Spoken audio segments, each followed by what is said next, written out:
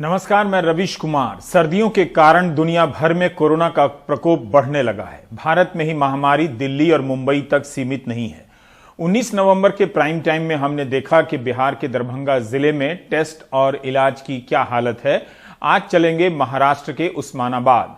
यहाँ की 17 लाख की आबादी में से 1% ही आबादी संक्रमित हुई है, लेकिन यहाँ के सरकारी अस्पतालों के सिस्टम में जिस तरह से इंतजाम किए गए हैं, सुधार दिख रहा है। उससे दूसरे जिलों के प्रशासन भी सीख सकते हैं। उस्मानाबाद में एक भी मेडिकल कॉलेज नहीं है, काफी पिछड़ा जिला है। महाराष्ट्र सरकार का आदेश है कि हर जिले में हर सप्ताह डेथ ऑडिट की जाए, यानी डॉक्टर कोविड के मरीज के मरने के कारणों पर रिपोर्ट तैयार करें, चर्चा करें कि क्या सुधार हो सकता था, कमी क्या रही। इसी डेथ ऑडिट से पता चला कि जिले में इंतजाम कम होने और विश्वास कम होने के कारण 100 से अधिक लोगों की मौत सोलापुर और पुणे ले जाने के दौरान हुई, यानी दूसरे जिले ले जाने के दौरान। इलाज के तरीकों में फिर सुधार किया गया और मरीजों को जल्दी अस्पताल लाकर मौत की संख्या कम करने की दिशा में काम शुरू किया गया। जिला अस्पताल के इंतजाम को ठीक कर लोगों का विश्वास जीता गया, मगर सारी तैयारी जिला अस्पताल तक ही सीमित नहीं रही। जिलाधिकारी कौस्तुभ दिवेगांवकर का कहना है कि ग्रामीण स्वास्थ्य केंद्रों को भी इस तैयारी के नेटवर्क में शामिल किया गया, ताकि सारा दबाव एक अस्पताल पर ना आए। एक तरफ जहां कई जगहों पर मरीज के छिपाने के आरोप लग रहे हैं, यहां पर जिला प्रशासन ने आशा वर्करों के सहारे घर घर की स्क्रीनिंग से 2000 कोविड मरीजों का पता लगाया और समय रहते इलाज कराया। स्क्रीनिंग में सिर्फ थर्मल गन ही नहीं, पल्स ऑक्सीमीटर का भी इस्तेमाल हुआ। फरवरी के महीने में उस्मानाबाद के सरकारी अस्पतालों में मात्र 45 ऑक्सीजन बेड थे और वेंटिलेटर की संख्या 16। इस बार महाराष्ट्र सरकार ने एक फैसला किया है कि जिले को हर साल 210 करोड़ रुपए दिए जाते हैं अलग अलग तरह के खर्चे के लिए। राज्य सरकार ने जिलाधिकारियों को छूट दे दी कि आप 33% इस पैसे का इस्तेमाल हेल्थ पर खर्च कर सकते हैं, अधिकतम 50% तक जा सकते हैं। जो राशि दी गई है उसका आधा ही खर्च करने पर उस्मानाबाद जिले में ऐसा ढांचा बन गया है। इस पैसे का लाभ उठाकर 8 महीने के भीतर यहां ऑक्सीजन बेड की संख्या 45 से 1060 हो चुकी है और वेंटिलेटर बेड 16 से 111 हो चुके हैं। ये सभी सरकारी अस्पतालों के नेटवर्क के आंकड़े हैं। उस्मानाबाद कोविड जिला अस्पताल में ही 425 बेड का इंतजाम किया गया है, जिसमें ऑक्सीजन लगे हैं। इस अस्पताल में 100 आईसीयू हैं और 50 वेंटिलेटर बेड तैयार की हालत में हैं। यह रिपोर्ट सैयद सलाहुद्दीन शेख ने भेजी है। हेल्थ इंफ्रास्ट्रक्चर की अगर बात करें तो पिछले 8 महीने में 4500 कोविड केयर सेंटर जो अलग अलग गवर्नमेंट बिल्डिंग्स, हॉस्टल्स में हमने इस्टेब्लिश किए, और उसके साथ जो हमारे रूरल हॉस्पिटल्स हैं, सब डिविजनल हॉस्पिटल्स हैं और डिस्ट्रिक्ट हॉस्पिटल है, उसमें जो बेड की संख्या है, ऑक्सीजन बेड की, वो बढ़कर जो 1060 हुई, उसकी हमें बहुत मदद हुई। और वेंटिलेटर्स की भी ज़रूरत जो थी, उसके लिए पर्याप्त वेंटिलेटर्स हमारे यहाँ प्राप्त हुए। लेकिन जो दिक्कत हमारे सामने थी वो थी डॉक्टर्स की। बहुत सारे डॉक्टर्स जो हैं क्रिटिकल केयर देने वाले, वो हमारे डिस्ट्रिक्ट में वैसे ही कम थे, और प्राइवेट हॉस्पिटल्स की संख्या भी हमारे यहाँ कम थी। तो हमने थोड़ी सी स्ट्रैटेजी चेंज की और डिस्ट्रिक्ट हॉस्पिटल में 4 आईसीयू यूनिट्स अलग से किए गए, और जो आईसीएमआर का प्रोटोकॉल है कि पेशेंट का स्क्रीनिंग प्रॉपरली हो, उसका एचआरसीटी, उसका पल्स ऑक्सीमीटर से ऑक्सीजन लेवल क्या है और बाकी के जो पैरामीटर्स हैं, उसके लिए हमने एक स्क्रीनिंग यूनिट डिस्ट्रिक्ट हॉस्पिटल में और हमारे अलग अलग जो रूरल हॉस्पिटल्स हैं वहाँ पे खोले थे। और उस स्क्रीनिंग के कारण ABCDEF जो कैटेगराइजेशन आईसीएमआर ने दिया था, उस कैटेगराइजेशन के साथ साथ उस कैटेगरी के पेशेंट को क्या क्या दवाइयाँ देनी चाहिए और उनकी क्रिटिकल केयर क्या लेनी चाहिए, इसके लिए हमने जो आयुर्वेदिक डॉक्टर्स हैं या कोई नर्सेस हैं, उनके लिए भी हमने ट्रेनिंग रखा था, सो दैट जो क्रिटिकल यूनिट संभालने वाले जो डॉक्टर्स हैं जिनकी संख्या कम है, तो उनके लिए मदद के लिए ये ट्रेंड स्टाफ हमने इस्टेब्लिश किया। कौस्तुभ दिवेगांवकर अपनी हर मीटिंग में एक उदाहरण देते हैं कि 1897 के प्लेग महामारी में महात्मा ज्योतिबा फुले की पत्नी सावित्रीबाई फुले मरीजों को मदद करते करते प्लेग से शहीद हो गईं। तो आज हर जिले के पास कितने संसाधन हैं। जिलाधिकारी स्क्रीनिंग के काम में आशा वर्करों की ईमानदारी और मेहनत की भी तारीफ करते हैं। उनका कहना है कि डॉक्टरों की टीम भी शानदार काम कर रही है। हर गंभीर मरीज का डिटेल जिला प्रशासन से साझा किया जाता है कि कौन कब खतरे से बाहर आ गया है, यानी मॉनिटरिंग हो रही है। हम पेशेंट्स को और माइक्रो लेवल में कैटेगराइज कर रहे हैं, तो पेशेंट्स का मॉनिटरिंग और मैनेजमेंट बहुत इजी हो जाता है। जब ये पेशेंट कैटेगराइज होते हैं तो उनको कैटेगरीज के हिसाब से एक फिक्स मैनेजमेंट प्रोटोकॉल मिलता है और फिक्स मॉनिटरिंग प्रोटोकॉल मिलता है, जिस हिसाब से जो अवेलेबल नर्सिंग मैन पावर है और जो डॉक्टर्स मैन पावर है वो काफ़ी इफेक्टिव तरीके से उनको मॉनिटर करती है। हमने देखा है पिछले 2 महीने में हमारा मृत्यु दर काफ़ी कम हो गया है। कोरोना के कारण मनोवैज्ञानिक दिक्कतें भी आ रही हैं, इसलिए यहां पर एक टीम भी बनाई गई है। जिले की वेबसाइट पर सारी जानकारी है। कोविड से होने वाली मौत के आंकड़े दूसरी बीमारियों के नाम पर छिपाए नहीं जा रहे हैं। जिले के बाहर हुई मौत या पोस्ट कोविड कॉम्प्लिकेशन से बाद में हुई मौत को भी इसमें गिना जा रहा है। इसलिए मरने वालों की संख्या ज्यादा है, या औसत आप कह लें तो राज्य से अधिक है। लेकिन बंदोबस्त के आंकड़े भी देश के दूसरे जिलों के लिए उदाहरण बन सकते हैं। सितंबर महीने में हर दिन यहां औसतन 9 लोगों की मौत हो रही थी। सितंबर में 269 लोगों की मौत हुई उस्मानाबाद में। अब नवंबर में यह संख्या कम होकर 0 से 1 पर आ गई है। पिछले 5 दिनों में केवल 1 मौत हुई है। अगले 1 महीने में कितने बेड की जरूरत होगी, कितने मरीज आ सकते हैं, कितना और इंफ्रास्ट्रक्चर चाहिए, इसकी रिपोर्ट हर हफ्ते बनाई जाती है। और अब उस्मानाबाद से चलते हैं अमेरिका, डॉक्टर फहीम यूनुस से बात करने। Fahim Yunus university of Maryland के यूसी मेडिकल सेंटर में संक्रमित बीमारियों के प्रमुख हैं। ट्विटर पर कोविड से जुड़ी हर बात का जवाब देते हैं। दुनिया भर के कई पत्रकार इन्हें फॉलो करते हैं। पाकिस्तानी मूल के फहीम यूनुस ने कोविड की शुरुआत से ही वैज्ञानिक बातों के प्रसार का मोर्चा संभाल लिया। आप किसी भी मुल्क के हों, ट्विटर पर उनसे सवाल पूछ सकते हैं। जैसे 8 नवंबर को किसी ने पूछा कि कोविड से ठीक होने के बाद भी क्या मुझे दोबारा यह संक्रमण हो सकता है, घर में कोविड के इलाज के समय क्या करना चाहिए, ये भी बताते हैं।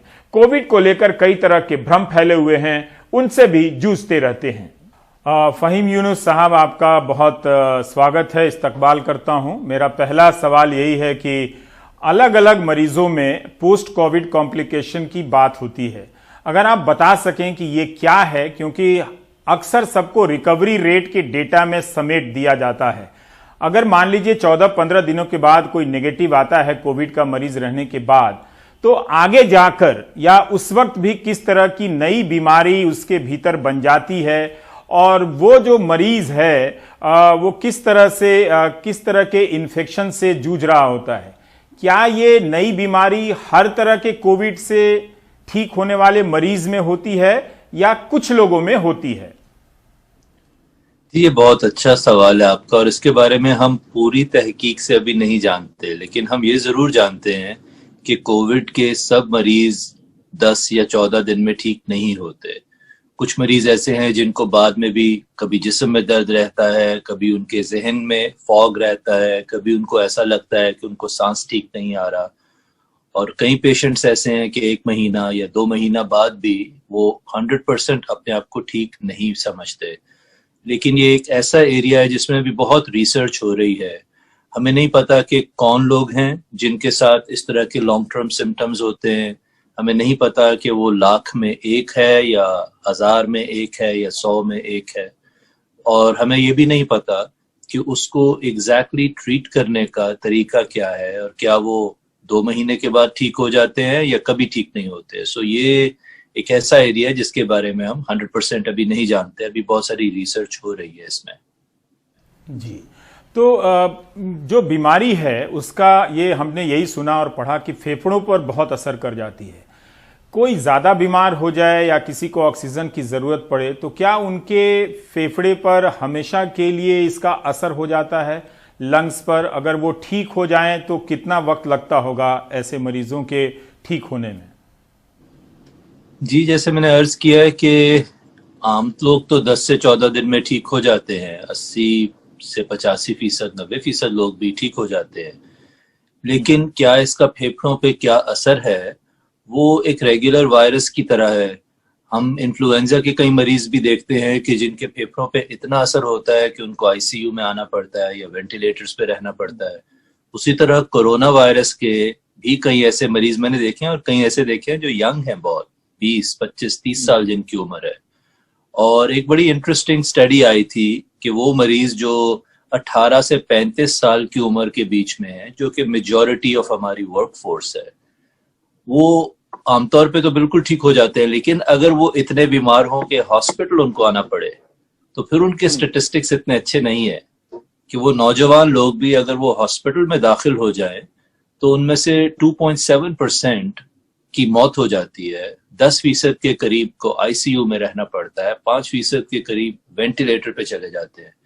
सो इम्पोर्टेंट बात यह है सबको समझने की कि कोई भी इस वायरस से बचा नहीं है, आपकी कोई भी उम्र हो, आप जवान हैं या आप बूढ़े हैं, वायरस को ये नहीं पता कि आपकी उम्र क्या है। वायरस तो सिर्फ ये पूछता है कि आप इंसान हैं। और उसके बाद कई दफा जवान लोगों को भी बहुत सीवियर इन्फेक्शन होती है, इसलिए एहतियात करना बहुत आसान है। मुझे नहीं समझ आती कि लोग इतनी बहस उस पर अभी भी क्यों कर रहे हैं, मास्क पहनने या ना पहनने पे, जबकि एहतियात करना उससे बहुत ज्यादा आसान है। फहीम साहब, मैं एक सवाल इसी पर है कि क्या करें कि ना हो कभी कोई मास्क पहन रहा है, कोई हाथ भी साफ रख रहा है, कितनी बार साफ रखे, बाहर गया है तो आकर कहा जाता है कि आप कपड़े बदल लें, उसे धोने के लिए दे दें या फिर नहा लें।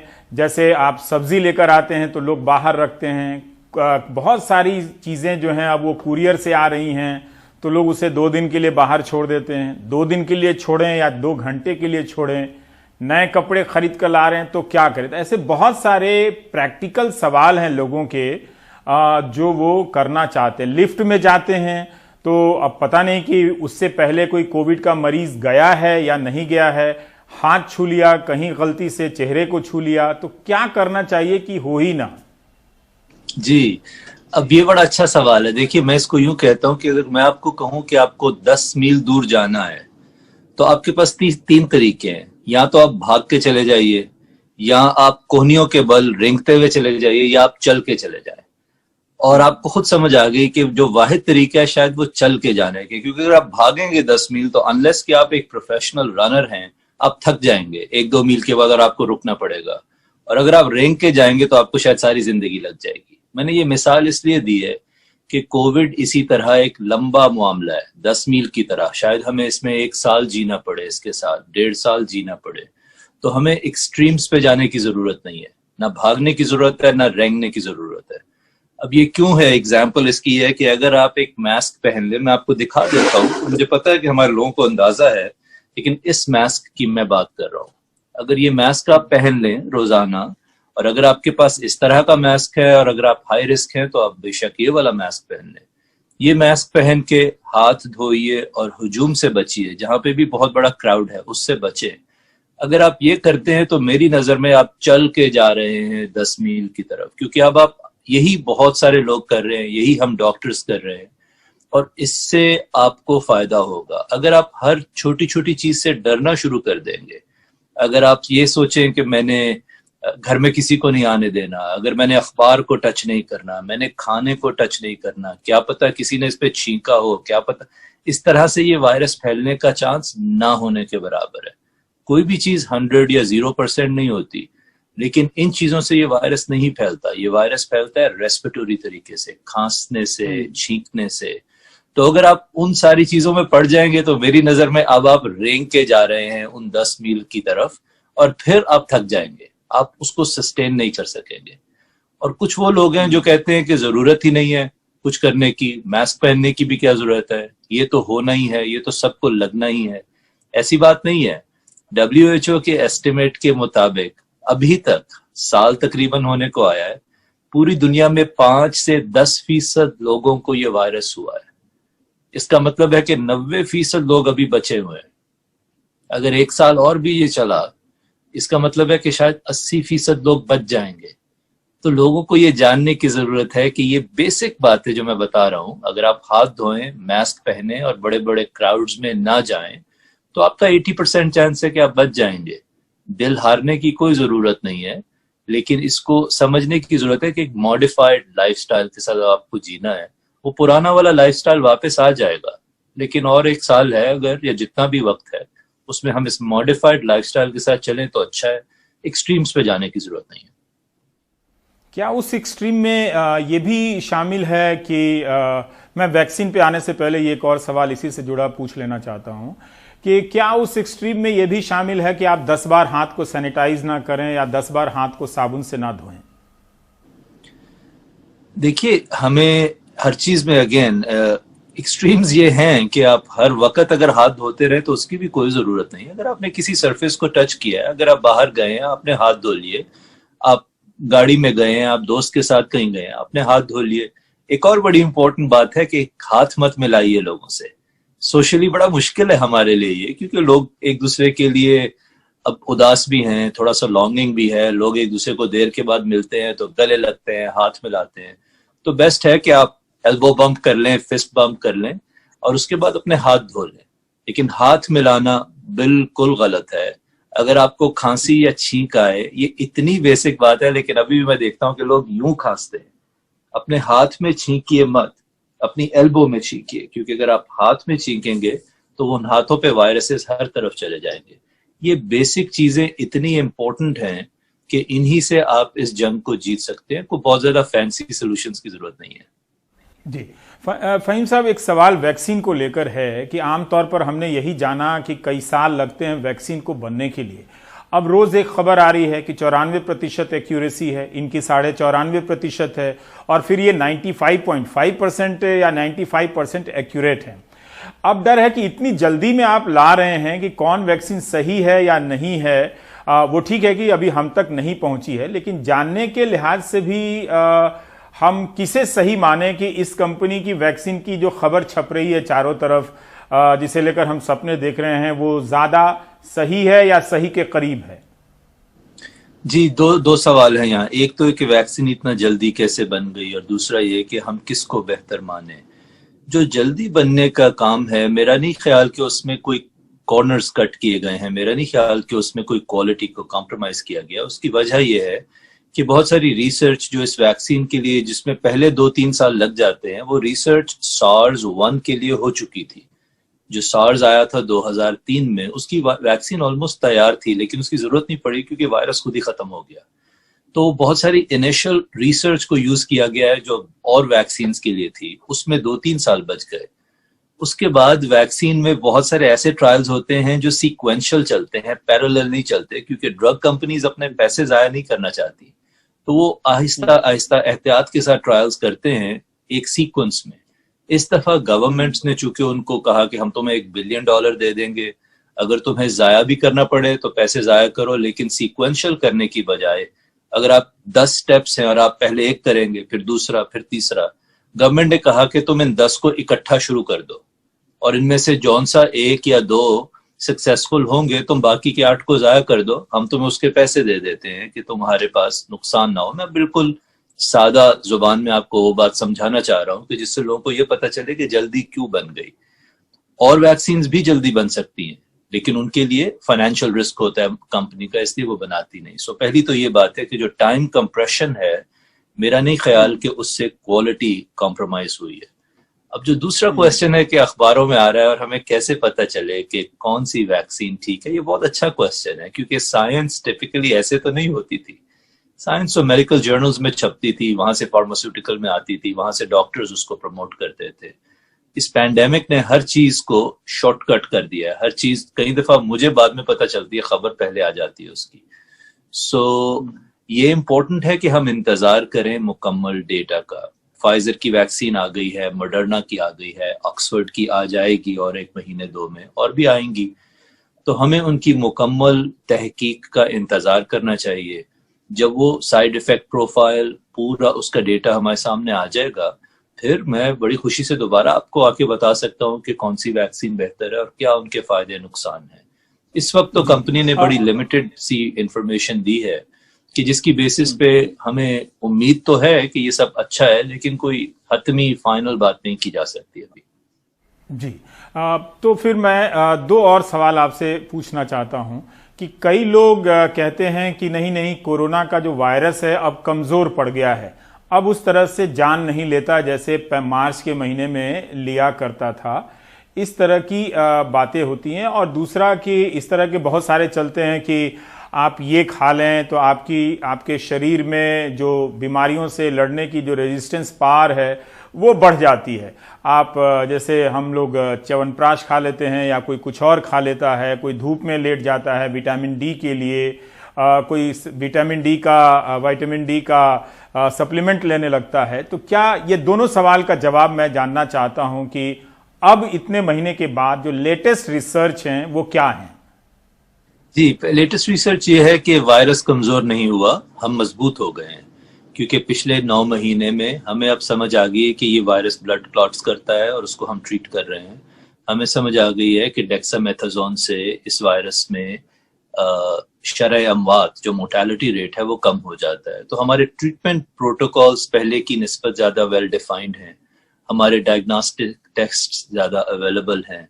सो उसकी वजह से ऑफ कोर्स मोर्टेलिटी जो शरह अमवात है वो कम हो गई है। तो ये तो बात दुरुस्त है, लेकिन वो इसलिए नहीं है कि वायरस कमजोर हुआ है, हम मजबूत हो गए। जो दूसरी क्वेश्चन है आपका कि क्या खाया जाए, धूप में लेटा जाए या ना लेटा जाए, देखिए इसमें 2 राय हैं। एक तो है कि एक शख्स पर्सनली क्या अपने लिए बेहतर महसूस करता है, वो जो चाहे करे। एक शख्स समझता है कि उसको कोई चीज खाने से फायदा होता है या धूप में लेटने से फायदा, जरूर करे, मतलब हर एक शख्स की अपनी आजादी है। लेकिन मेरा ख्याल है प्रमोट हमें सिर्फ उस चीज को करना चाहिए जो साइंटिफिक है। अब साइंटिफिकली इनमें से शायद ही कोई चीज है जिसका कोई क्लियर सबूत मौजूद हो।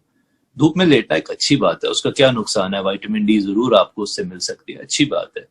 लेकिन ये कहना कि फलां चीज खा लेने से इम्यूनिटी बढ़ जाएगी, फलां विटामिन खा लेने से या फलां फ्रूट या वो जड़ी बूटी खा लेने से मुझे कोई कोरोना में फायदा हो जाएगा, मेरा ख्याल है ये गलत है। क्योंकि इस पे एक तो तहकीक नहीं है और दूसरा ये कि इन चीजों के नुकसान होते हैं।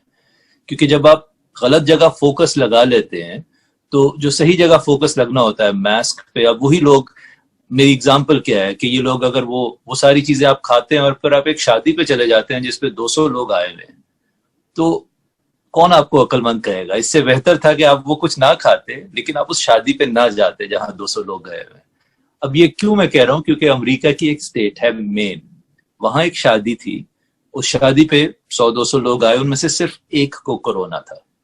उस एक शख्स की वजह से 100 से ज्यादा लोगों को कोरोना हुआ और अगले 1 महीने में 7 ऐसे लोगों की मौत हो गई जो उस शादी में गए भी नहीं थे। आप गौर कीजिए इस बात को। हुआ क्या कि एक, अगर मैं मिसाल दे रहा हूं, एक 25 साल का बंदा वहां गया उस शादी में, वहां से उसको कोरोना हुआ, वो घर आया, वो खुद तो ठीक हो गया, लेकिन उसका बाप जो 80 साल का था, जो शादी में गया भी नहीं, उसको इस लड़के से कोरोना लगा और वो बाप मर गया।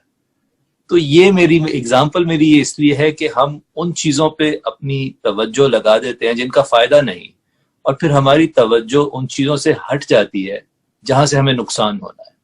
सो ये बहुत इंपॉर्टेंट है, क्योंकि इंसानी दिमाग एक वक्त में 2, 3, 4 चीजों पे तवज्जो रख सकता है, 100 चीजों पे तवज्जो नहीं रख सकता। सो अपना फोकस हमें उन चीजों पे रखना चाहिए जहां से हमें पता है कि हमें नुकसान होगा। इसलिए मैं इसके हक में नहीं कि उन डाइटरी या ऑल्टरनेट थेरेपीज को बहुत प्रमोट किया जाए, क्योंकि मेरा ख्याल है उनसे मेन इशू से तवज्जो हटती है। और मैं रोजाना मरीज देख रहा हूं, मैं को अपने पास से नहीं कह रहा ये बात, मुझे 300 से ज्यादा मरीज हम देख चुके हैं अब, और आई सी इट एवरी डे। और उसमें आप जिसका विटामिन या इसका रेजिस्टेंस पावर ज़्यादा है, वो भी उतना ही इन्फेक्शन हो जा रहा है उससे भी। जो कमज़ोर है, दोनों को आप देख रहे हैं कि बराबर, मतलब कोई मजबूत नहीं है उसके हिसाब से। देखिए, जिन लोगों की उम्र ज़्यादा है या जिनको अंडरलाइन कंडीशंस हैं, डायबिटीज़ है या मोटापा है या हाई ब्लड प्रेशर है या कैंसर है या उनको डायलिसिस पे हैं, ऑफ कोर्स उन मरीजों के आउटकम्स ज़्यादा ख़राब हैं, इसमें तो कोई शक नहीं है। लेकिन जो मैं बात कर रहा हूँ कि मैंने एक पेशेंट देखा कि जो हट्टा कट्टा था, मतलब वो रेसलर है। आप खुद सोचिए कि उसने हर तरह की चीज खाई है ये सोच के कि मेरा जिस्म बहुत मजबूत है, लेकिन वो एक और शहर में रेसलिंग करने चला गया और उसके बाद ऑफ कोर्स हफ्ते के बाद वो अस्पताल में था और उससे सांस नहीं आ रहा था।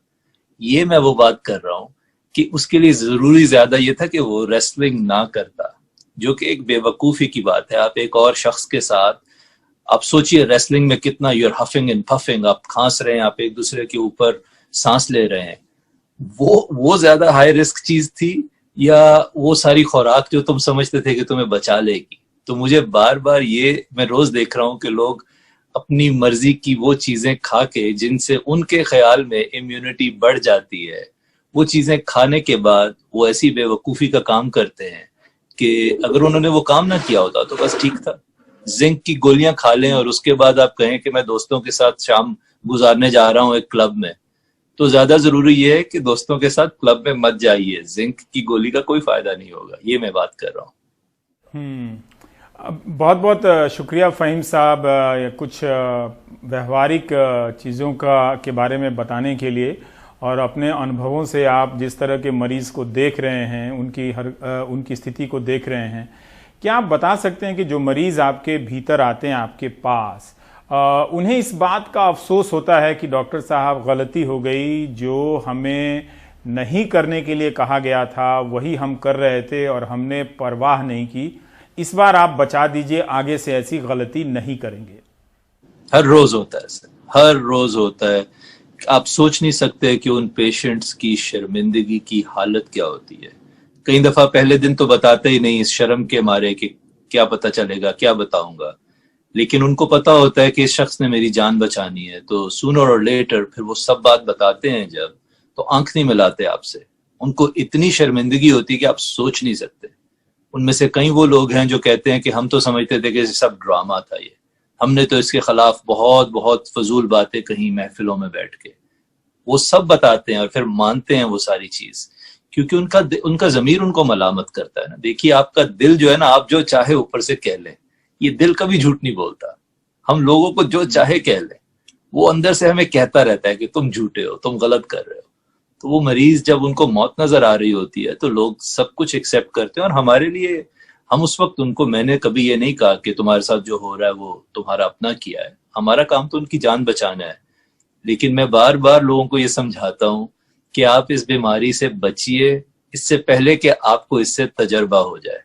अगर आपको तजर्बा हो गया, आप सारी जिंदगी नहीं भूलेंगे। ये फ्लू नहीं है, ये एक रेगुलर खांसी बुखार नहीं है। आप इसका तजर्बा करने से बेहतर है, जरूरी नहीं कि हर कुएं में गिर के देखा जाए कि उस कुआं कितना गहरा है। किसी की बात मान लेनी चाहिए।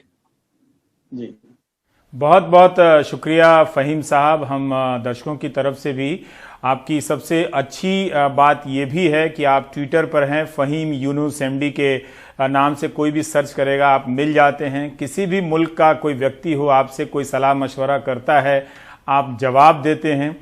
भले ही उनकी बातें कुछ सवाल बकवास भी होती हैं, लेकिन आप तब भी जवाब देते हैं और लगातार कम्युनिकेशन करते हैं कि लोग साइंटिफिक बातें इस महामारी को लेकर लोगों के बीच ज़्यादा मजबूत हो। इसके लिए भी हम आपका शुक्रिया अदा करते हैं। बहुत बहुत शुक्रिया doctor Fahim. Thank you very much. Break के बाद चलेंगे भोपाल। आज के दौर में जहां संस्थाओं में बैठे लोग पिंजड़े में बंद तोते की तरह होते जा रहे हैं, भोपाल में एक ऐसे शख्स से मिलाएंगे जिनका काम है पिंजड़े में बंद तोतों को आजाद करना। ब्रेक के बाद।